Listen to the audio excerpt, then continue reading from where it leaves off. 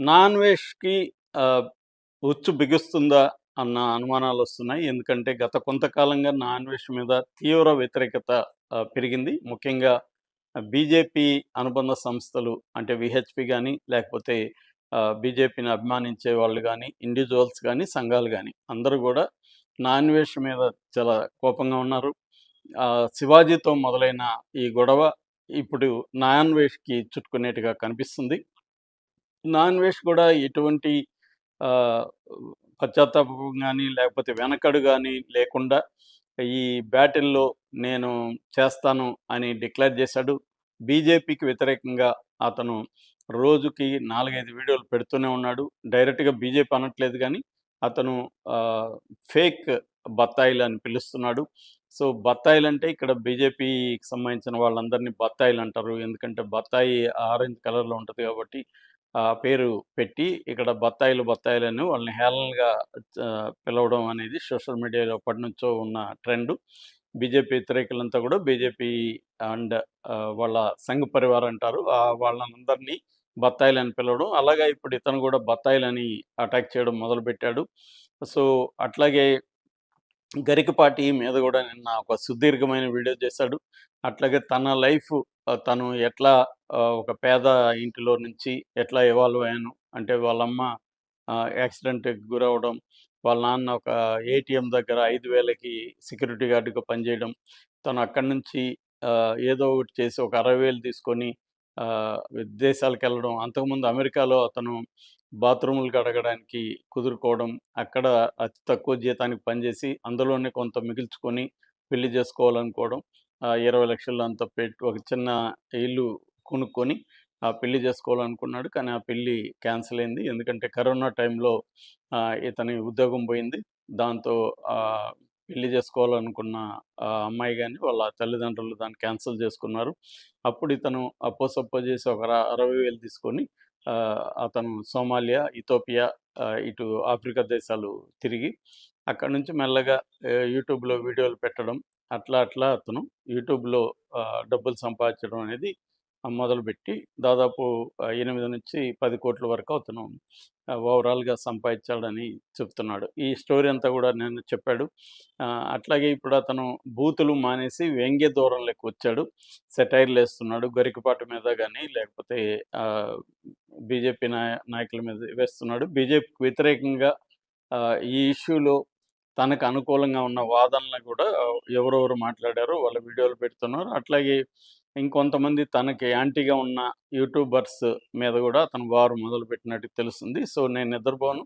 నేనింక ట్రావెల్ గూడా చేయను. వీడియోలో పెడుతుంటాను. రోజుకి 16 గంటలు పనిచేస్తాను.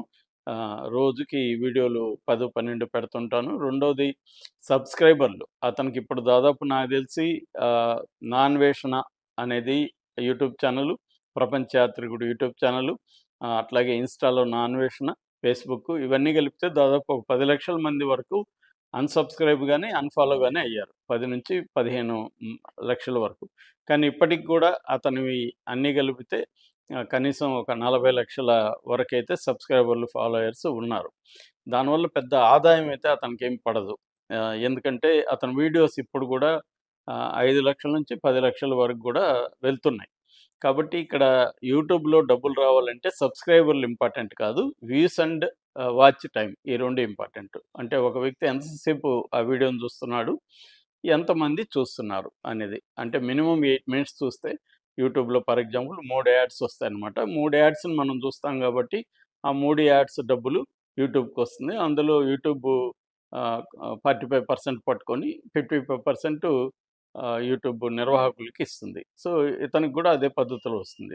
అది కాకుండా ఆహ్, ఇంకా వేరే రకాల కమర్షియల్స్ ఇవి గూడా డబ్బులొచ్చే అవకాశం ఉంది. అంటే ఎవరికైనా ప్రమోట్ చేసిన ప్రాజెక్ట్‌లకి అఫిలియేటింగ్ మార్కెటింగ్ అంటారు. Affiliated marketing. సో, అలాంటివి రకరకాల రూపాల్లో డబ్బులొస్తాయి. బేసిక్‌గా ఇది యూట్యూబ్ రెవెన్యూ మోడల్. సో, ఈ మోడల్‌లో అతనికి ఇప్పటికిప్పుడు ఇబ్బంది లేదు. కాబట్టి అతను నన్నెవడేం చేయలేడు.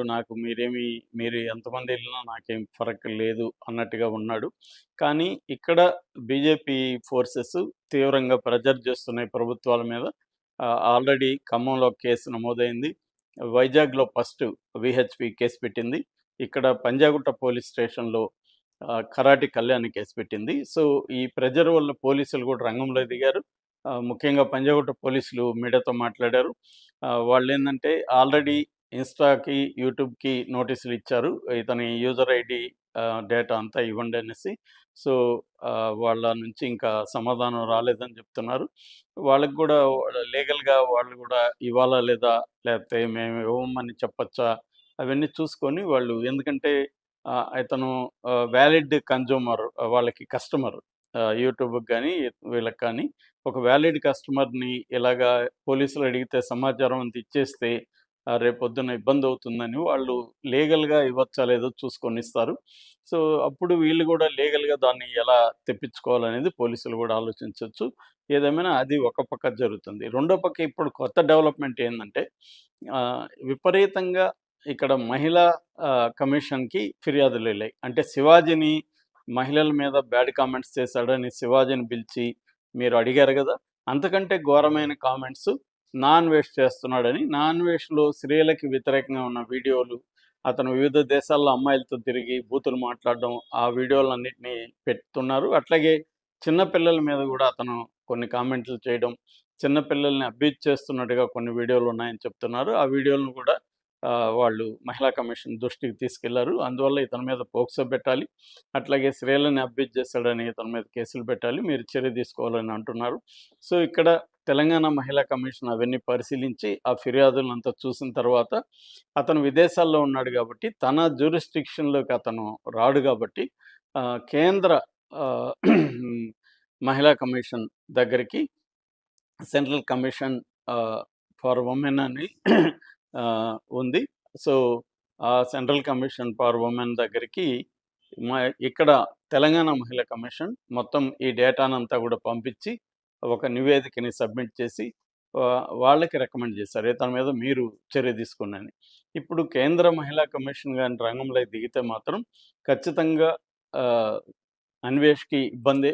ఎందుకంటే అన్వేష్‌ని పాస్‌పోర్ట్ సీజ్ చేయడం గావచ్చు, లేకపోతే అతన్ని విదేశాల నుంచి రప్పించడం గావచ్చు, చేసే అవకాశం ఉంది. అప్పుడు అన్వేష్ ఆహ్, ఈ పోక్సో కేసు పెట్టి, అట్లాగే ఆల్రెడీ బిఎన్ఎస్, ఐటీ కింద సెక్షన్‌ల కింద కేసులు పెట్టారు. అట్లాగే క్రిమినల్ ఇంటిమిడేషన్ కింద కూడా కేసు పెట్టారు. సో, దీంతో అతను మినిమమ్ 6, 7 నెలలైతే బెయిల్ కూడా రాకుండా జైల్‌లో ఉండే అవకాశం ఉంది. అయితే అవన్నీ గూడా కోర్ట్‌లో ప్రూవ్ అవ్వాలి. అతని దగ్గర గూడా డబ్బులుంది గాబట్టి అతను గూడా లాయర్‌ని పెట్టుకునే అవకాశం ఉంది. అతనుకు కేసులు కొత్త గూడా గాదు. ఇవన్నీ అతను గూడా గతంలో గూడా ఫేస్ చేశాడు. అయితే అతను ఆర్గ్యుమెంట్ ఏందంటే, నేను సీతమ్మ వారిని గాని, లేకపోతే ద్రౌపదిని గాని అనడం తప్పే గాని, నేను అన్నింది ఏ కాంటెక్స్ట్‌లో స్త్రీలకు అన్యాయాలు తరతరాలుగా జరుగుతున్నాయి. అయితే స్త్రీల బట్టలకి, స్త్రీల మీద రేపులకి సంబంధం లేదు. అది నేను చెప్పదలుచుకుంది. కానీ నేను బూతులు చెప్పడం, సీతమ్మ వారిని అలాగా మాట్లాడడం నా తప్పే. నన్ను క్షమించండి అని అన్నాడు. అన్నాక గూడా అతన్ని వదలకుండా వీళ్ళు చేస్తున్నారు. దానికి అతను చెప్తున్నదేమంటే, నేను గతంలో ఆహ్, ఈ బెట్టింగ్ యాప్స్ మీద పోరాడాను కాబట్టి, బెట్టింగ్ యాప్స్ వల్ల చాలామంది లాభం పొందే వాళ్ళకంతా కట్ అయిపోయింది ఆ డబ్బులు. దాంతో వాళ్ళందరూ నా మీద కోపంతో ఉన్నారు. సో, అందుకనే వాళ్ళు ఇప్పుడు నా మీద యాంటీ క్యాంపెయిన్ చేస్తున్నారని అతను చెప్తున్నాడు. కానీ ఓవరాల్‌గా అన్వేష్ వ్యాఖ్యల వల్ల ఆహ్, చాలామందైతే అంటే లక్షల మందైతే ఎఫెక్ట్ అయినట్టుగా తెలుస్తుంది. అందులో బెట్టింగ్ వాళ్ళే కాదు, మామూలుగా గూడా అయ్యారు. సో, అన్వేష్ లాంటోళ్ళు తెలుసుకోవాల్సిందేంటంటే తన వల్ల తన వ్యాఖ్యల వల్ల లక్షల మంది అయినప్పుడు వాళ్ళకి అన్‌కండిషనల్ సారీ జెప్పాలి. ఇక ఆ టాపిక్ మాట్లాడకూడదు. కానీ అతను ఇంకా రెచ్చిపోతున్నాడు. ఆహ్, హిందుత్వవాదుల మీద అతను తీవ్రంగా వెళ్తున్నాడు. మరి అతను సింగిల్‌గా ఇంత ధైర్యంతో చేస్తున్నాడా? లేకపోతే ఉత్తరాంధ్రలో అతనికి సపోర్ట్ ఉందా? అతనికేమన్నా పొలిటికల్ సపోర్ట్ ఉండి తను ఒకవేళ అరెస్ట్‌కి గూడా సిద్ధమయ్యి జైలుకెళ్దాము, వెళ్తే ఇంకా పాపులర్ అవుతాము, జైల్‌లో ఏమవుతుంది? డబ్బులిస్తే మంచిగానే ఉండొచ్చు. బెయిల్ తెచ్చుకోవచ్చు కోర్ట్‌లో మంచి లాయర్‌ని పెట్టుకొని. మహా అంటే ఖర్చవుతుంది. ఖర్చు పెడదాము. మనం రేపు పాలిటిక్స్‌లోకెళ్దాము అనేది అతనికి అవకాశం ఉంది. అతన్ని దూరం చూస్తే అతను దీన్ని ఉపయోగించుకొని తన కెరియర్‌కి ఈ రాళ్ళనంతా పేర్చుకొని పునాదిగా చేసుకోవాలని ప్లాన్ ఉన్నట్టుగా మనకి కనిపిస్తుంది. లేదంటే పరమ మూర్ఖుడైనా అయుండాలి. కానీ అతను పరిశీలిస్తే అతను మూర్ఖుడు గాదు. జీవితం నుంచి నేర్చుకున్న వ్యక్తి అతను. దాదాపు 128 దేశాలు తిరిగిన అనుభవం ఉంది అతనికి.